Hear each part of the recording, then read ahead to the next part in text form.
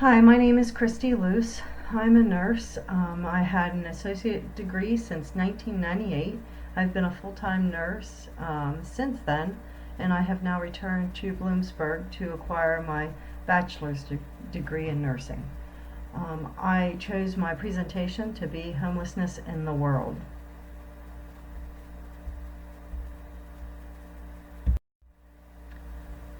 I have listed the top 13 homeless cities in the world. As you'll see, I highlighted in red the five cities from the United States that are actually listed in the top 13. As you'll see, it's almost half of the list of 13, which doesn't say a whole lot for the United States. With the number one highest ranking with homeless population is Manila, Philippines. They have 3.1 million homeless in their city. That's about a quarter of their population. So why do we have homelessness in this day and age?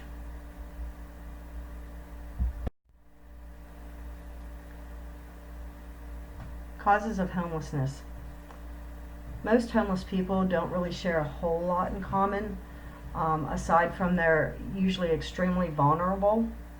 They have a lack of adequate housing, lack of income, and necessary supports to be able to stay housed. Some factors that contribute to homelessness: there are structural factors, system failures, and individual circumstances. Homelessness is the result of cumulative impact of a number of these factors.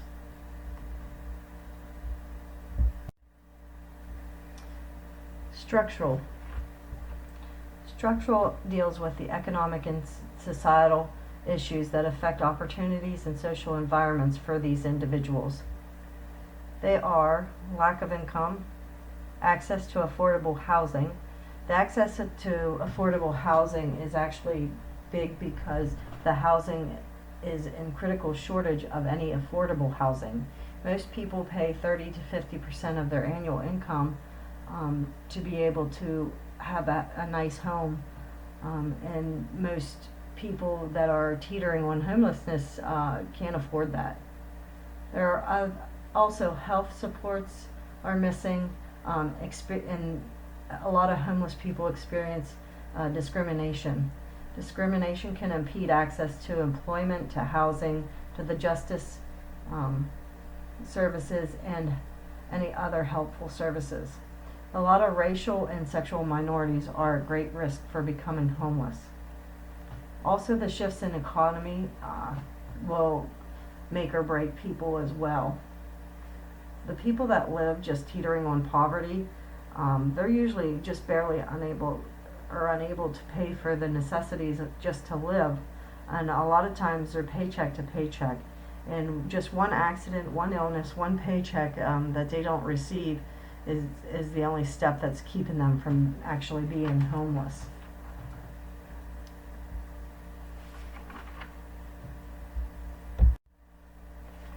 System failures.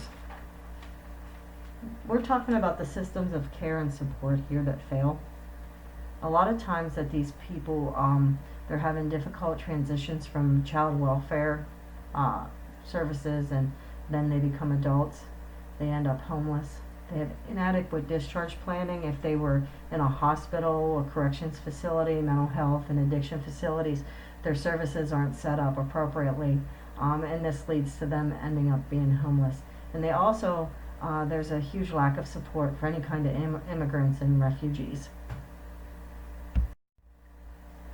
There are also personal circumstances and relational problems that can lead to homelessness. Traumatic events such as house fires or job loss, accidents or major illnesses. There's personal crisis, like family breaks up suddenly. There's a death of a spouse, domestic violence, mental health or addiction challenges. Domestic violence actually can lead to mother and children being homeless because they're leaving abruptly without supports in place. And there's also a lot of young people that have been exposed to sexual, physical, psychological abuse that end up leaving where they're at to get away from the abuse, and they end up homeless. So now we're going to talk about Manila, Philippines. Manila, Philippines has a population of 1.78 million. They are the largest city in the Philippines. They are a very densely populated city. They have 42,857 people per square kilometer. This is the world's most densely populated city, in which they do struggle with crime, overpopulation, and pollution. Here's some tidbits on Manila, Philippines. First of all, there is 3.1 million homeless. It's the highest in the world. And out of that 3.1 million, there is probably greater than 1.2 million children that are homeless. 1/10 of slum dwellers live in the capital city of Manila.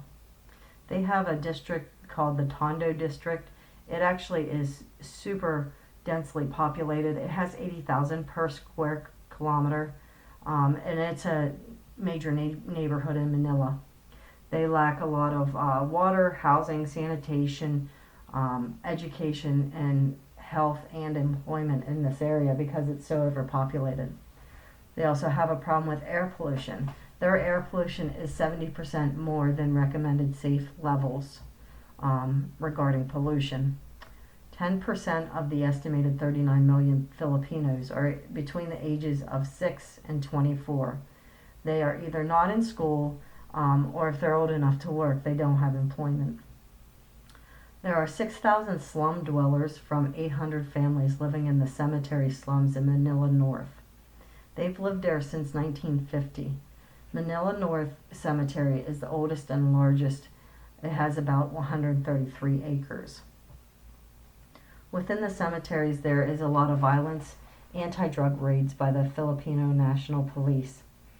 During those anti-drug raids, they have killed greater than 12,000 people since June of 16. 3.4 million children are stunted. That's about 300,000 that are underweight, and they're all under the age of 5 due to poor nutrition. They are the 9th highest prevalence of stunted kids in the world. There is a place that they call Happy Land.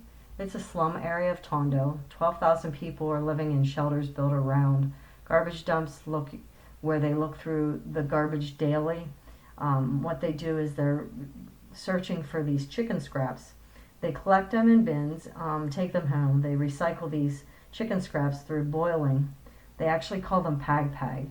And then once they're boiled, then they take them out and they sell them to hungry families for a few pesos. The slums are also scattered over 526 communities in all the cities in the Philippines and municipalities of Metro Manila.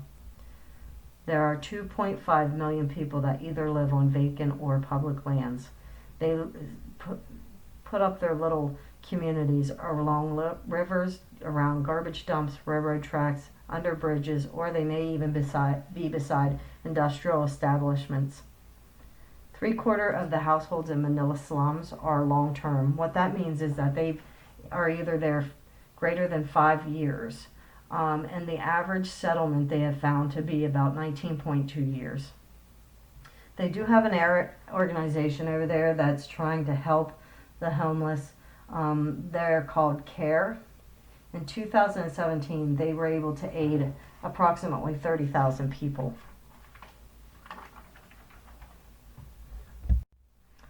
This is the Filipino president, Rodrigo Duterte. He launched a war on loitering on June 13, 2018. They said it was during one of his rambling trademark speeches, and he said people hanging out in the streets should be ordered home, and if they refused, he would personally tie their hands and drop them in the river. The Filipino National Police took this and ran with this. They have apprehended approximately 59,000 people. What they do is the police in teams of about a dozen, they'll fan out across the Manila in the most rundown areas. They round up the slum dwellers that are lingering in the street, or if they see teenagers who are playing in makeshift computer gaming shops, they will arrest them as well. If they find the children scavenging on mountains of trash, they'll tell the kids to go home, and then they actually warn the parents that if they find them out again, that they will take the parents to jail. They've arrested men that are shirtless, smoking and drinking outdoors, and they usually take them to the district offices where they're warned.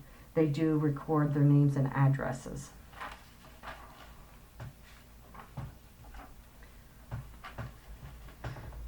The crackdown on this war on loitering has been really condemned by the activists, legal groups, and opposition lawmakers. They say there's no legal basis on vagrancy because back in 2012 they decriminalized it. They state that Duarte is harassing Manila's poor. However, they did do a pulse survey. A Pulse Asia poll was conducted, and it showed 88% of the Filipinos actually approve of Duarte's performance as their president. Within the 2 years that he has been in office, the police have killed about 4,500 people. They say they were drug suspects who resisted arrest. Within the first week of the anti-loitering drive, they actually arrested a 25-year-old gentleman for not wearing a shirt. His name was Genesis Argancillo. They took him to jail and they placed him in the jail cell, and he actually died because he was beaten by his cellmates. They're taking fewer people to jail and holding them overnight. Most they take in and book them, and they free them. For the reason is their jails are so overcrowded. A third are fined and some are charged with offenses.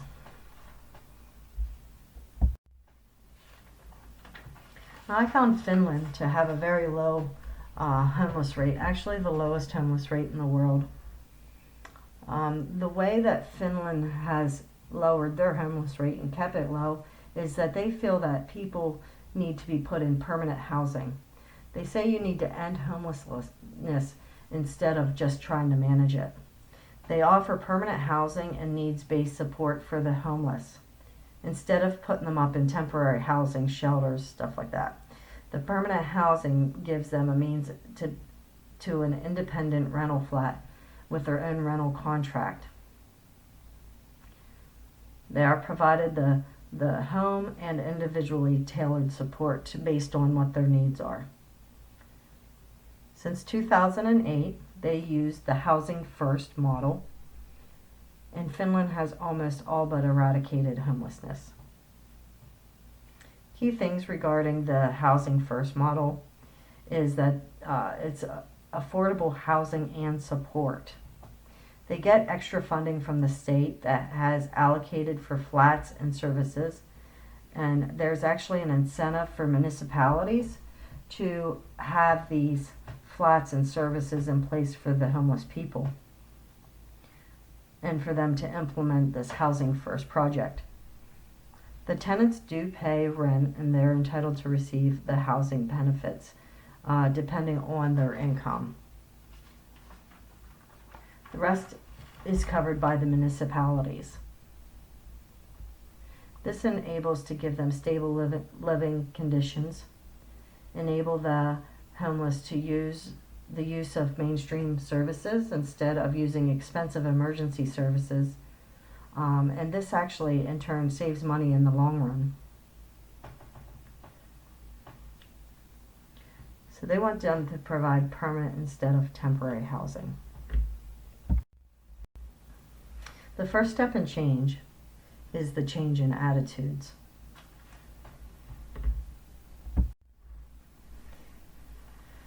The Federal Housing Assistance Program has been the most successful. There are two housing-based solutions. Two largest ones that I'm going to talk about are the public housing and the Section 8 vouchers. The Section 8 vouchers actually allows low-income households to rent based on the income.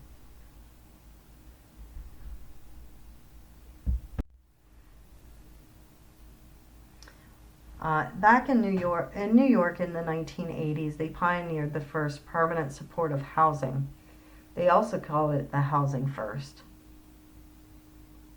They combined the affordable housing and vital support services for individuals living with mental health illnesses, HIV, AIDS, or serious medical problems. Housing First says it was developed in New York, but it's very similar to what Finland actually has provided for their people as well. And they're, like I said, they're provided to people with mental illness, substance abuse, and serious health problems, which is a large part of homeless population.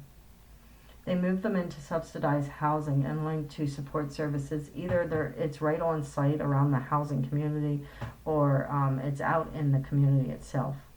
And they found that when they did research, has found the majority remained stably housed and experienced significant improvement in their health problems. So when they were provided a stable home, they were actually able to move a little further with their lives. Housing First costs far less than the emergency services and institutional care like shelters, hospitals, and correctional facilities. Fundamental causes of homelessness is widening housing affordability gap. New York City's gap has widened significantly over the past decade. This causes a huge loss in the actual amount of affordable renting housing that is available to these people. This is a result of the government cutback on already adequate housing assistance, reduced investments in buildings, and maintaining affordable housing. It's also been contributed to the weakened rent regulation laws, which help the rent regulation laws actually help keep about half of all rental apartments in New York affordable. So with these laws being weakened, it has accelerated the loss of low-cost housing. So what do we think? How can we decrease the homeless rates? It appears to me that we should increase federal and state funding and strengthen our rent regulation laws.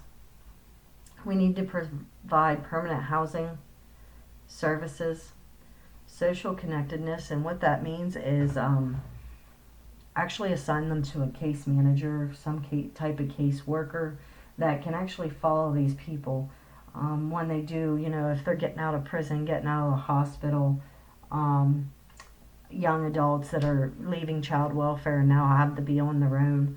This gives them someone, a support system that can follow them and make sure that everything is in place for them. They're getting the right services provided to them. And a huge number one factor is actually to prevent people from becoming homeless in the first place. So you want to make sure that they have a stable house, that they're educated, they have access to child welfare, criminal justice system, and access to employment. Also, people that would offer employment to these homeless people and support that would also help decrease homeless rates. This is the end of my presentation. Thank you.